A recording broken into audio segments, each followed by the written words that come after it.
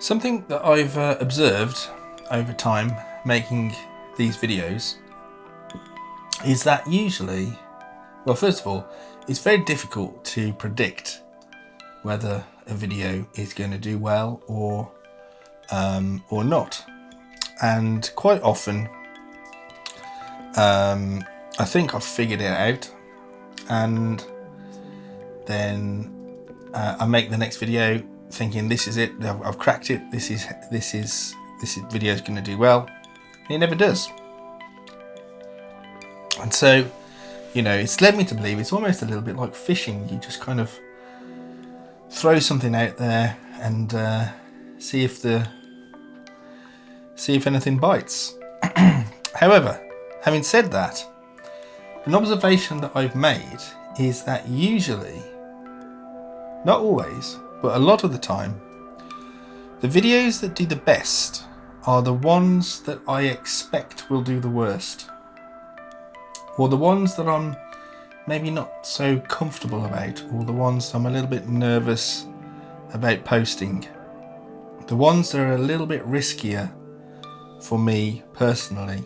And so the question is, why do risky creative acts, the things that we're most unsure about ourselves, why do those connect more deeply? And what does that mean as a musician and a modular synth artist?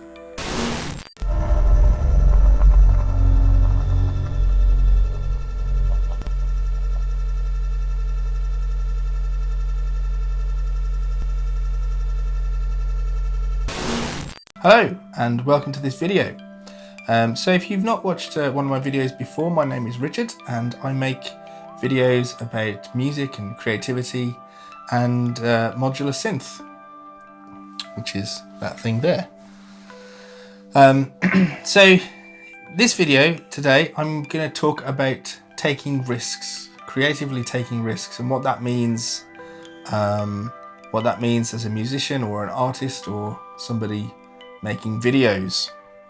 And this is kind of based on my observation that whenever I do a video that I think is slightly more risky, and that could be because I think the topic is a topic that might cause some sort of reaction, or maybe it's a topic that I feel I'm not particularly confident about, all sorts of things really.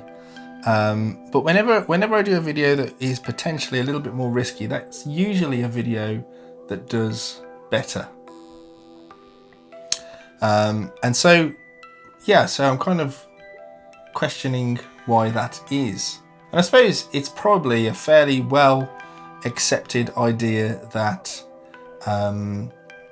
creativity is about taking risks, and if you're doing something that is comfortable and safe, then that is probably not going to be your best work. And why is that? Well, because you're probably, if something is comfortable, then it's probably familiar, and it's definitely familiar. Comfort comes out of familiarity. And if something is familiar, that's because you've done it before. So if you are making music, if you're making art, if you're making videos, whatever it may be, and you are feeling comfortable in that, then that probably means that you're not quite pushing yourself enough and not taking enough risks with your art. And so if something is safe, then it feels comfortable, it's probably predictable, may well be polished, but that might also mean forgettable. Whereas the opposite may be true. If something is a little bit risky, then it will feel uncomfortable, it might feel messy, it might feel uncertain. But that messiness and that uncertainty, that is likely to mean that it is more memorable. And people will connect with that a little bit more. Or at least that seems to be my experience over time. You know, and in terms of modular synth, that probably means trying out things that you've not done before. If you always patch in the same way, and you're putting together the same combinations of modules that feel safe and comfortable, well then that's maybe not going to be the most creative work that you're doing. And you know, that's something that I've probably talked about in other videos as well. Really, this kind of, it all ties in together, and in many ways I am repeating myself, albeit from a slightly different angle. But a lot of what I talk about is to do with you know, taking risks, doing things differently, not slipping into patterns or routines, embracing imperfection, embracing noise, embracing messiness. And I think when I look at the videos that I've made on this channel, those are the sorts of messages that are sort of repeating over time, which I'm sort of now starting to realize is, you know, maybe you know, what I consider to be important, probably what I consider to be important in my own work, as well as what I try and share with other people. And so what is it about risk taking that enables you to connect more deeply with an audience?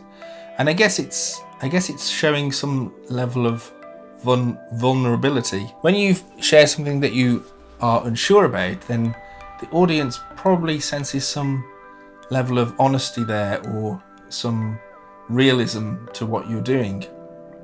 And so that vulnerability builds trust over time, I think, and relatability, and therefore people engage more. A good example of that is some of the videos that I've made here, which are definitely videos that I was you know, nervous about putting out, and it always surprises me when, you know, I put one of those videos out and it does do well, and prior to, or you know, in the day leading up to it, I'm thinking, oh, should I have posted that video?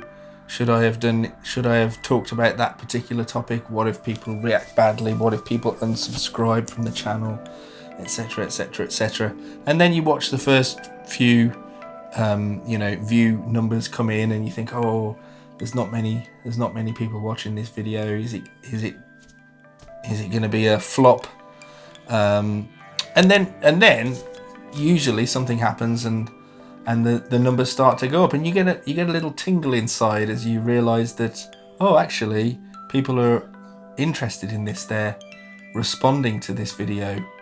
And the same is true with music. There have been you know, tracks that or patches that I've put out, and again thinking, oh, you know, this is just a big horrible mess of noise.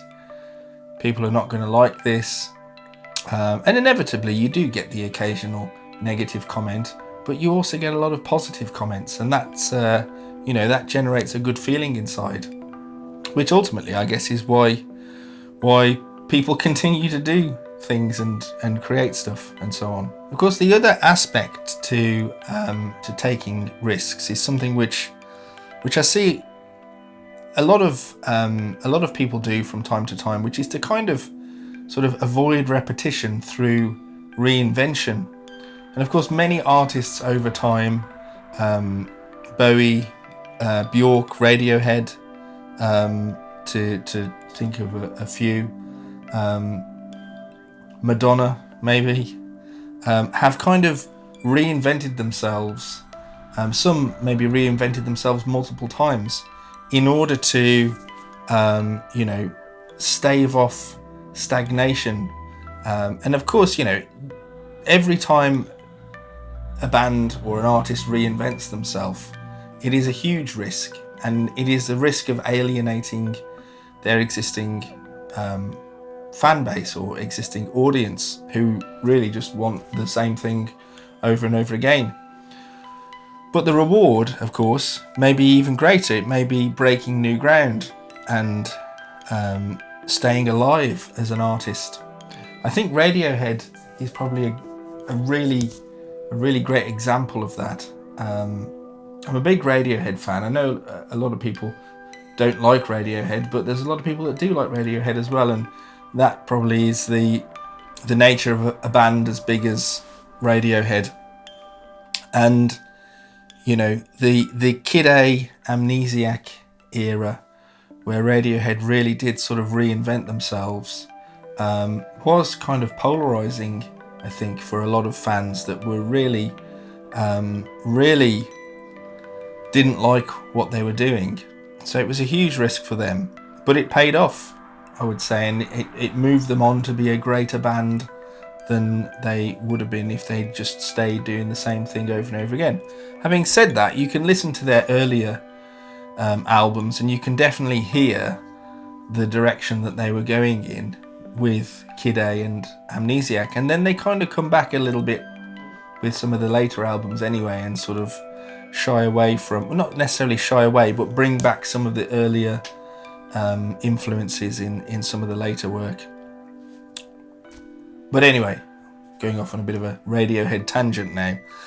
The point being that taking risks can be incredibly rewarding, and that is evidenced by many big name artists.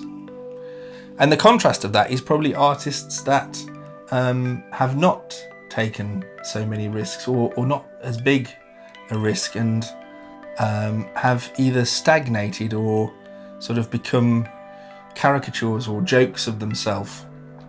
An example might be the band Status Quo, who for many years, I would say, made music that was very safe for them to make, and was music that their core fans would enjoy. But Status Quo probably became the butt, and still are the butt of many jokes. You know, that they are a band that have made the career out of songs that all sound the same, and so on. Having said that, I have seen Status Quo a number of times live in years gone by, because my dad is a huge Status Quo fan, and although I wouldn't necessarily call myself a Status Quo fan, I can appreciate that they are an excellent band performing live, or at least they were. I don't even know if they're still going. But anyway, let's not go off on another tangent. So back to the idea of risk and how that can enhance your creativity. And I think that actually, modular synth as a way of making music has kind of got a lot of risk built into it, because of the level of unpredictability and the possibility of creating feedback loops and generative patches and so on, or parts of patches, and how chance can play such an important role in making music with modular. So it is inherently risky, and what that means is that each patch that you create is kind of like a little micro risk in itself. Will it collapse into some kind of generative nonsense, or will it go on to become something glorious? And in a way, working with modular teaches us that risk is not always dangerous when you are making music. Obviously, if you are in other types of situations, like somewhere where you might meet a lion or something, then you have to weigh up the risk accordingly, because that could be very dangerous. But that's another tangent entirely. Taking risks with modular can be extremely rewarding, and it can lead down those roads of discovery that you might not otherwise encounter. And in a previous video, I talked a lot about failure and how failure was so important. And of course, there would be no failure without taking risk. Risk is really the road to failure. It almost guarantees that you will meet failure at some point. And so if failure is so important, then also risk is important. And really the only way to grow and to move forward with your practice is to take risks and to take the chance of failing. And so what are some of the best ways that you can take risks creatively with your modular? Well, you can share your work openly, maybe even share unfinished work or little experiments that where you've tried things out, because sometimes those experiments might actually some people might actually find them quite enjoyable to listen to. You could try doing a different sort of format or different genre of music that you've never attempted before with the modular. You could try limiting yourself in various ways, and that kind of forces you to come up with new solutions to problems. But ultimately, I think the most important thing, if you want to risk something, is to put your work out there, whatever it is. Put it out there for an audience to receive, even if you are nervous about it and unsure as to how it will be received, because ultimately that is the biggest risk that you can ever take, is to share your work with other people, especially if you've not done that before. So I would urge you to try putting stuff out there, even if you're nervous about it. And so I'd say that risk is where creativity lives in the music making world, or in any art form really. And if you feel nervous, then that's probably a sign that you are onto something. So what is the biggest risk that you have taken to date creatively? And how did it go? Was it well received? What did you learn from it? Let me know in the comments below. And of course, if you have found this video interesting, then please hit the like button, hit the subscribe button and all that jazz. And I will see you in the next video, which may or may not be risky. Thank you.